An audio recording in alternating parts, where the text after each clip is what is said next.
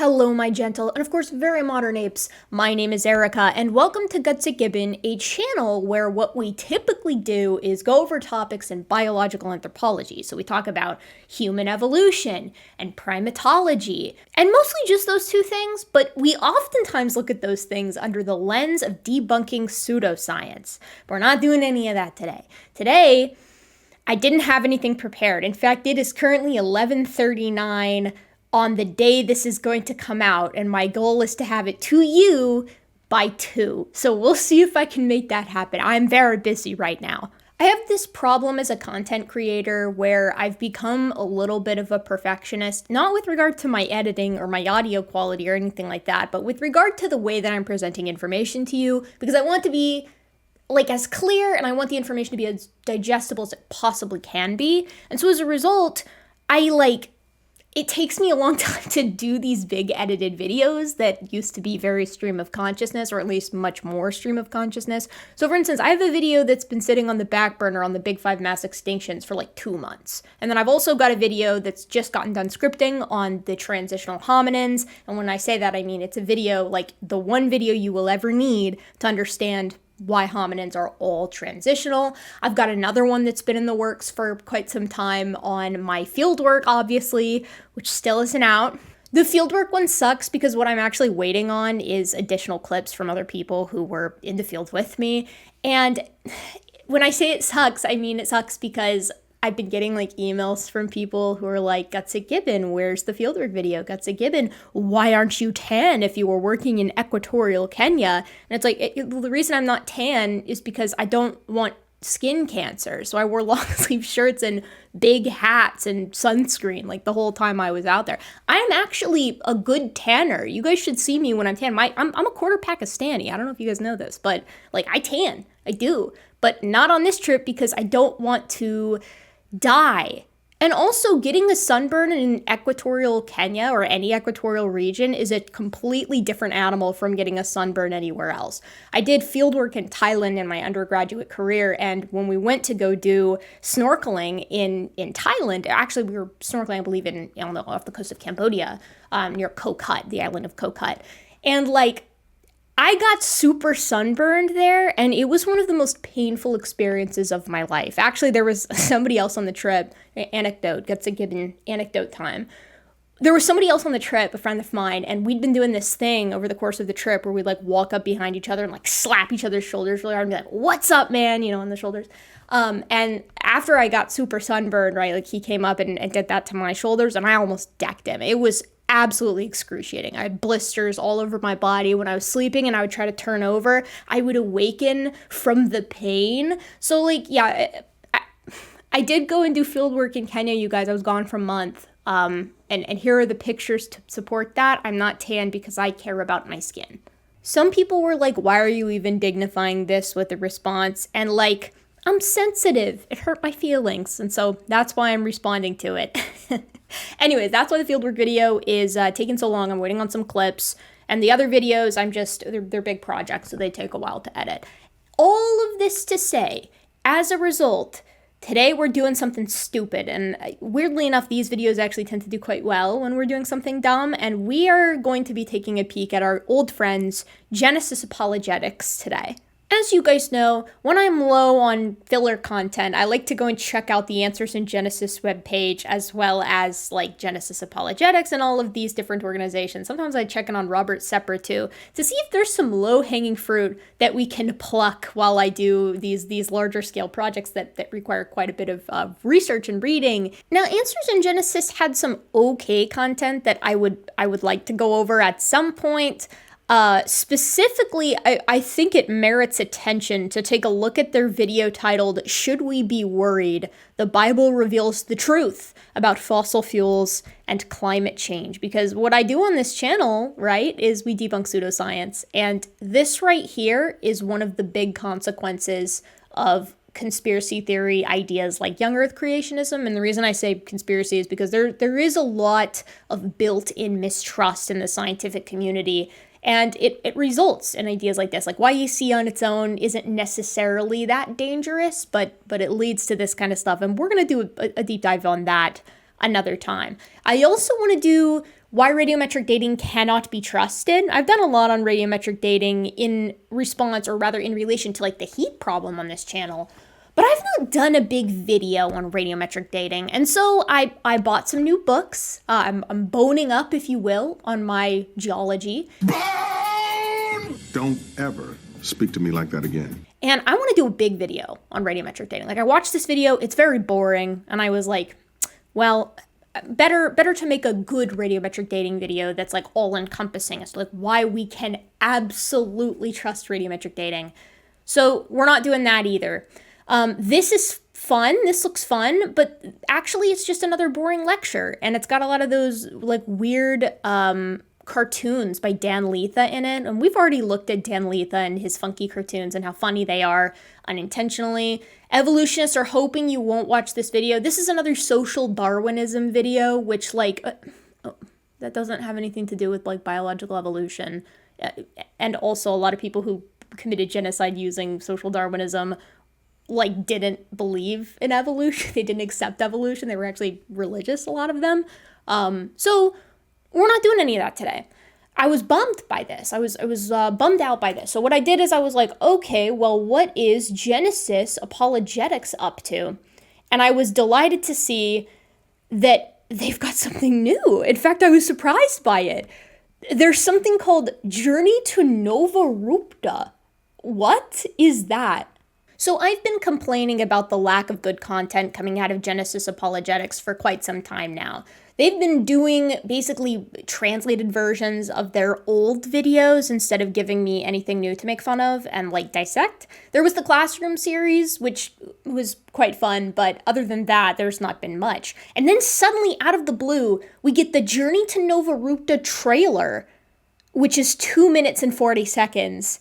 And then at the same time, we get the Journey to Nova Rupta full movie, which is an hour and a half. So I looked at both of these and I was like, this is going to have to be like another time. Like, we're going to have to look at the full video at another juncture because, again, I have, 2 hours now to get this video to you.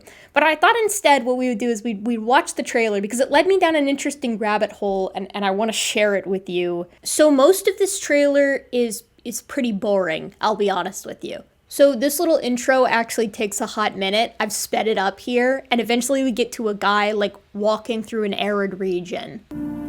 Today I saw a sight no human being has ever laid eyes on. This swarthy voiced man talks about how harsh the area is and like where he is a volcanic range in Alaska. It's summer in the year 1915 and he's investigating this volcanic range and like he talks about how there's no life, like it's so harsh they haven't seen an animal or any sign of life. And then they have this scene. This is such a harsh environment. He just kills this fly with his bare hands. But I thought there was no life in this area. No life at all, right? I know I'm being pedantic, right? But like, this is your trailer. But honestly, he's mostly just talking about the area and the big volcanoes. And I was just like, when are they gonna get to the Creationism documentary? Yeah, it's been a long time since you've seen me dub over a Simpsons clip with my incredible voice acting skills. Anyways, he keeps going on and on about how scary the location is again. I know danger is a constant concern, but we're determined to press on. And then we get this transition. I hope the words on the pages of this journal inspire future generations to explore this amazing place.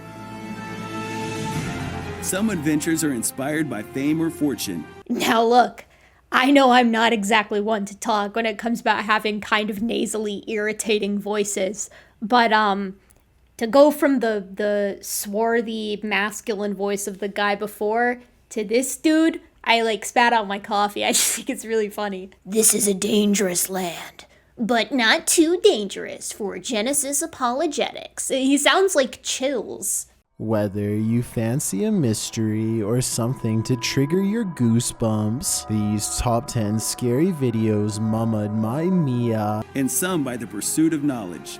But I've had the privilege of following in the footsteps of a man whose discoveries show the glory of the Creator. My name is Kenny Cole, And this is my story. Now, at first I was like, that's it? What the hell is that?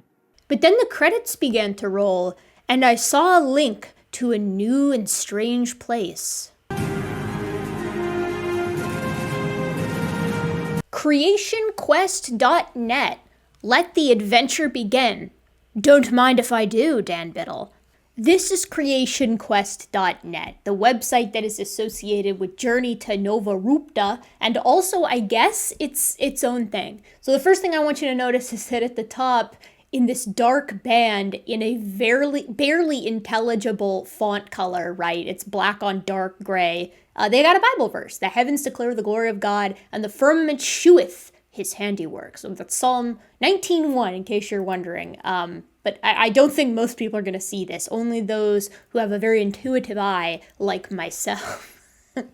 Anyways, Creation Quest, a creation-based family adventure, providing exciting opportunities for families to experience God's amazing work through hands-on classes, outdoor explorations, and other faith-building activities. So when I saw this, I was like, holy crap, are they taking people to Nova Rupta? Can I get a ticket? I think that would be an absolute blast. But no, actually this website includes the documentary where some people go to Nova Rupta, and then also they offer classes. Now I know you're champing at the bit, right? You're like, well, classes? What do you mean they're offering classes? Gutsy Gibbon, you should take those classes. And I thought the same thing, but we're gonna go through this one at a time. So when we click Journey to Nova Rupta, here we are, right? It's their sort of like timeline of how they created the documentary. So they've got production began like almost a year ago, so pretty quick work. There's some really interesting animations that are apparently going to be in this documentary, which I'm excited to kind of watch and dissect. The Calm Before the Storm, there's their team. They had the movie debut, which was like a month ago, and then now you can watch it, right? You can watch it 3 different ways. You can rent it online without commercial interruption. You could purchase it without commercial interruption, or you can watch free with commercials, and that's just the YouTube page. So I thought that was kind of funny, kind of interesting. They've got some of the links here, the original pictures compared with the modern pictures of the Journey to Nova Rupta. And it says this is a full-length documentary. The Journey to Nova Rupta is a full-length documentary and is planned to be released at the beginning of 2023, so that didn't quite happen. It tells the story of the Nova Rupta eruption, Dr. Griggs' National Geographic expeditions, and the journeys into the blast zone by Dr. David Shorman and his team. This amazing adventure shows evidence for a worldwide flood and showcases geology that points to the historical record of the Bible. So now I'm actually excited to watch the documentary, even though the trailer did a very poor job of getting me hyped. And I feel like I'm at least one of the target audiences for this type of thing. So they have their live presentations here, which I guess are when they have presentations in person. You can like get them to come out to you. May we take your order? To request Pat to make a presentation, please fill out the form below. So they've got Debunking Flat Earth. Soon the Creation guys will be debuting their brand new documentary, Debunking Flat Earth. Good. I'm glad to see that. That's something me and most creationists can actually agree on.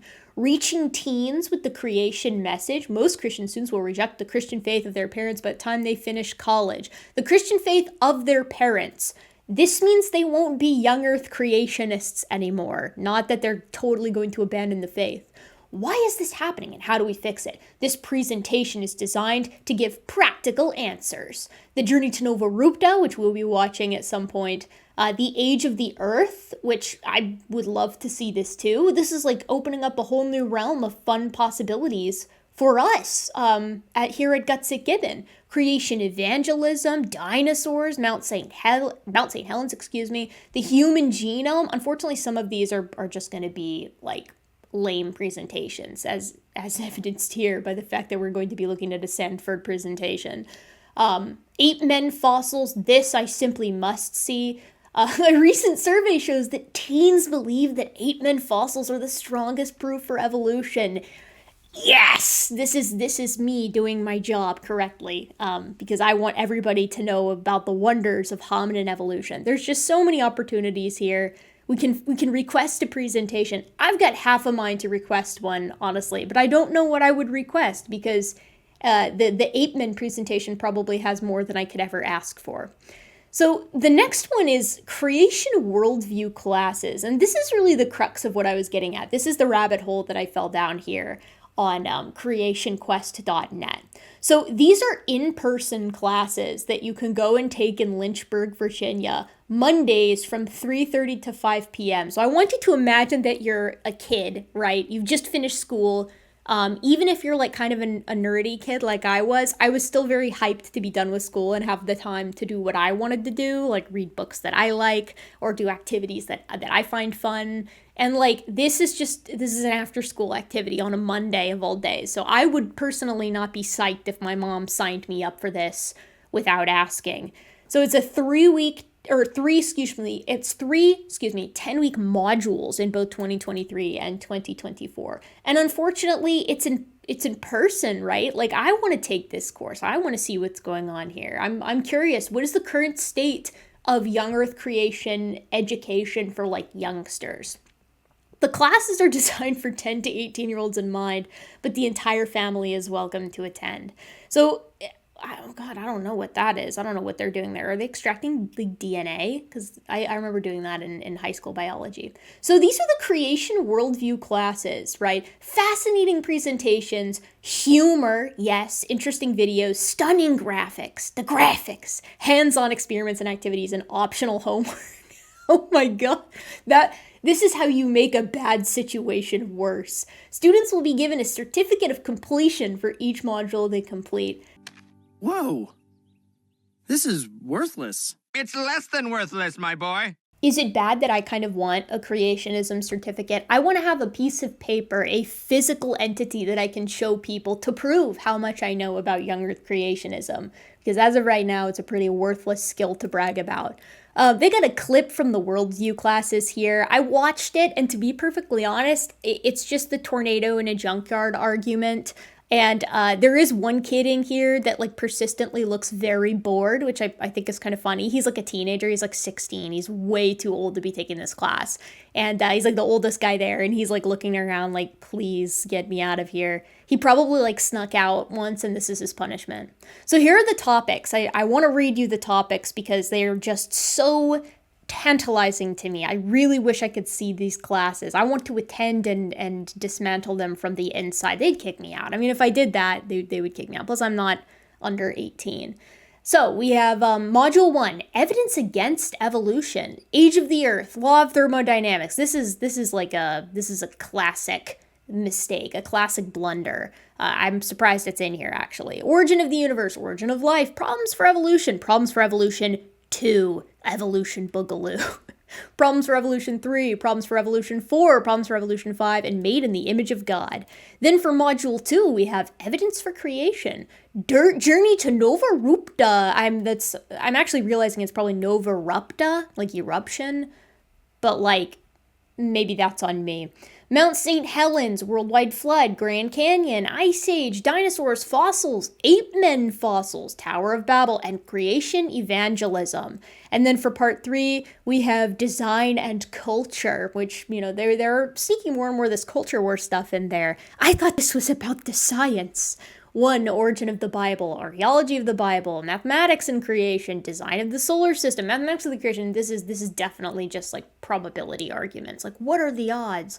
Design of Plants, literally a class on look at the trees. Incredible. Design of Sea Creatures, Design of Animals, Design of the Human Body, the Scopes Trial, and of course, Becoming a Creation Ninja. I find this offensive because ninjas and like being a ninja and joking about being like a ninja was cool when I was like 13. So, you know, I guess this is par for the course, right? Like this is behind the times in a way that is consistent with young earth creationists. So will they have like little mustache stickers as well? Will everybody be decked out in their Hot Topic gear? Lol, so random. Andrea says, I just have to tell you, thank you for putting on the class. Not only do my boys love it, but you're a very gifted teacher. You're incredibly organized, witty, interact wonderfully with the students, and knowledgeable. God has certainly given you a gift. Excellent professional class. I bet you that our boy Pat had this put up here. He was like, and it's a nice compliment, I will say that. The prices to attend. they're charging a pretty penny for this, right? $120 for the first student, $110 for the second sibling, and $100 for the third sibling, free for any number of siblings after you pay for the first 3. Class fees are not due until classes have started, but I guess really what you're paying for is the Creation Certificate, right? The piece of paper. There will be a one-time $50 materials fee payable at registration for all registered students. So you can just add $50 to any of these. Like, I don't know why they're not included in the base price. Anyway, so moving on, you register here, and then we have, I love that my kids as well as myself are more confident in discussing science, creation, and how it aligns perfectly with the Word of God. I'm going to play this little video here because it makes me really sad, and I want you to have to be sad as well. So here is a youngster, Emily, who's talking about her experience here. Hi, Mr. Roy. This is Emily, and I would like to thank you for teaching creation class and helping me learn more about God and His amazing creation and everything that He's done. I loved the activities like the fossilizing toilet paper and all the fun stuff that you helped us do. And I think it was a great example for us that you were energetic and happy, and you really put it in a way that kids would understand. And I love that now after creation class, my faith is a little better all the way around just because of all the evidence that we've seen and looked over and how we've talked about evolution straight through, basically. How we are discussing it and learning more about it so that we can have a good debate or an argument. Thank you so much for creation class. You were an awesome teacher. So I find that to be a massive bummer, right? Clearly, Emily is a well-spoken kid. She's intelligent. She's curious. And I think it's really sad for her that, one, she was exposed to this too, but it's going to be really rough because when she's exposed to actual data, when she goes to higher education, which undoubtedly she will, this is going to wreck her. That's going to be a really emotionally distressing experience for her. And I think that sucks.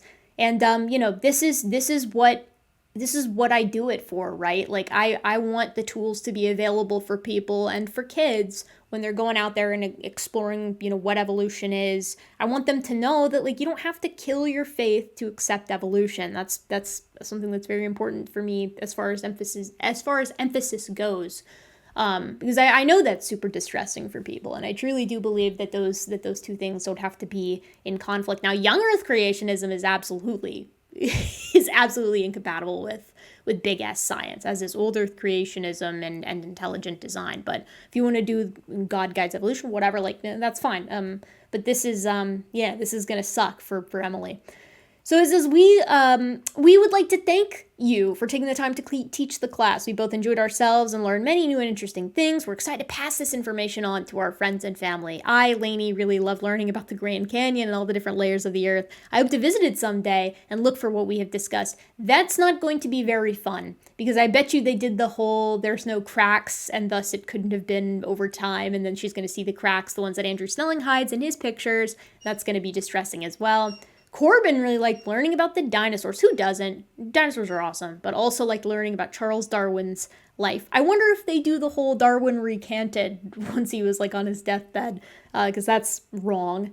So yeah, I'm bummed by all of this. This is why it's so important, right, to do good science communication, to make this information available for anybody, because the creationists are doing a lot of legwork here, and they're doing it using fun experiments like this volcano. And I want to show you this volcano video because I find something about it suspicious. Thank you for the tack you're using with exposing kids to videos like NASA's and especially the atheists on YouTube. Do you think they show Gutsick Gibbon videos at this seminar? I really hope so. Actually, I think they might have trouble with my videos, to be perfectly honest. They're a little bit terminology and jargon heavy, but also it's tact, I think. So not tack. This is the top brass who's running this. Something that's troubled me for years is how inbred people's thinking can get, and how easy it is to fight straw men. Using their own materials is a perfect way to combat this problem, but it can be a slog finding decent things to share. I appreciate taking the time you put into providing us with safe worldview inoculations. Yeah, so this is who we're dealing with. This is why science communication and combating young Earth creationism is important, along with some of the other things we discussed, like with the climate change denialism. They do vaccine denial sometimes. It's not without merit, I would say. That's why I do it. Of course, it's my hobby, so I feel the need to justify it, I guess, even though I shouldn't, because if I think it's fun, that's good enough. Anyways, with some of these bummers out of the way, I really want to show you this volcano video. So I think that this volcano video has like some After Effects put on it to make it look cooler. Because I saw this and I was like, hell yeah, that is the coolest looking volcano project with like vinegar and baking soda that I've ever seen in my life. There's like fire coming out of this thing. So when you click on it, see it smoking, and then all this stuff comes out of it, and a lot of those particles just disappear when they hit the table. Not all of them, but most of them. I think this is an After Effects put on this to dupe children into thinking they're going to get to make a volcano that looks like this one. And we know they have the team to do it, the animation team to do it, from Nova Rupta, the Nova Rupta documentary. Anyways, there's really not much else to look at here. I just kind of wanted to expose you guys to what I think is an important part of young Earth creationism, which is like the indoctrination of kids. That really makes me mad. That really pisses me off. And the reason is because, like, I was exposed to this. I went to a young Earth creationist middle school, and I went to a public high school. So that switch was very distressing for me, both socially and academically. But what I'm trying to say here is that it's super irresponsible and, like, very unethical to be teaching kids young Earth creationism. There is absolutely no, but you might as well be teaching them flat Earth, right? And you were making them woefully underprepared for when they go out into the real world and try to get real jobs. And you're also instilling in them a mindset of mistrust of science in general.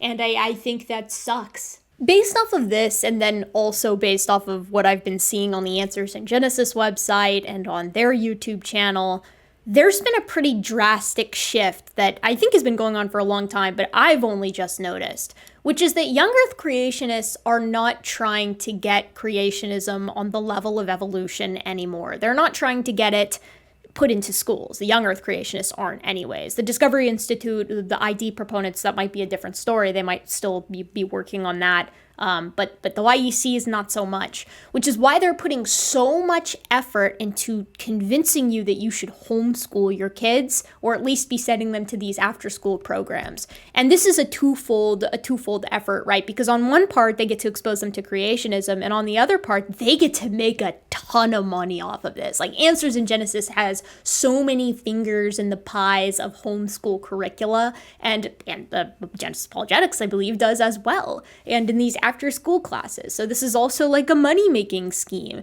And I suspect that this is all a part of this massive effort to isolate the flock and keep them from being exposed to evolutionary theory, because they know that the second these guys get exposed to legitimate science, right, and other perspectives, they're out of here. Right? They will be gone from young Earth creationism.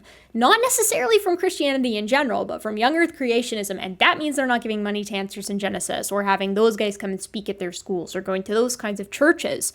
And I think that that's not a small part of why they're trying to do this whole pulling everybody into this last little vestige of young Earth creationism. Like, Ken Ham recently started talking about how you basically can't trust any young Earth creationist friendly college anymore, and they're building a big campus on their property as well. They're pulling in the ranks.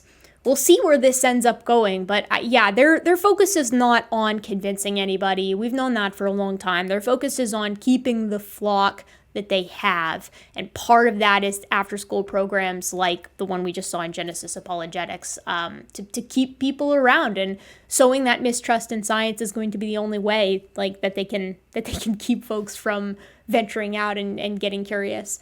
So anyways, that's really all I've got for you. I understand this was kind of a rambly video. I didn't really do much editing, although there are a couple of memes in here. That's because it's 1 o'clock and this video's got to be out of here in less than an hour. You're going to be seeing it shortly. So I hope you enjoyed it. I know the filler content can be not as good. Some of you like it more, and these videos almost always do better. But, like, to me, I don't like these as much. I guess it's because they are so much lower effort, and so like when I put them out there, I'm like, this isn't my best work. On the other hand, they're really fun to make, and I do have a lot of fun with them. So, you know, everything has its place and purpose. If you like what I do, please consider liking, commenting, and subscribing, because that's a way to support me with no financial detriment to yourself. And if you want to support me in other ways, you can join my Patreon, where people sometimes get early access to videos. I'm behind schedule right now, so they haven't gotten anything super recently. Like a couple weeks ago they did. But they're going to be the ones who see the transitional hominins video first, the fieldwork video first, and this additional video that I'm working on that's a secret, as well as the mass extinction video first. So, you know, go become a patron. Go become a part of the Primatreon. Yeah, the Primatreon. That's what I've been calling it. But I've never said it out loud, and it sounds kind of awkward. Anyways, thank you very much for watching, you guys, and I hope to see you real soon next time.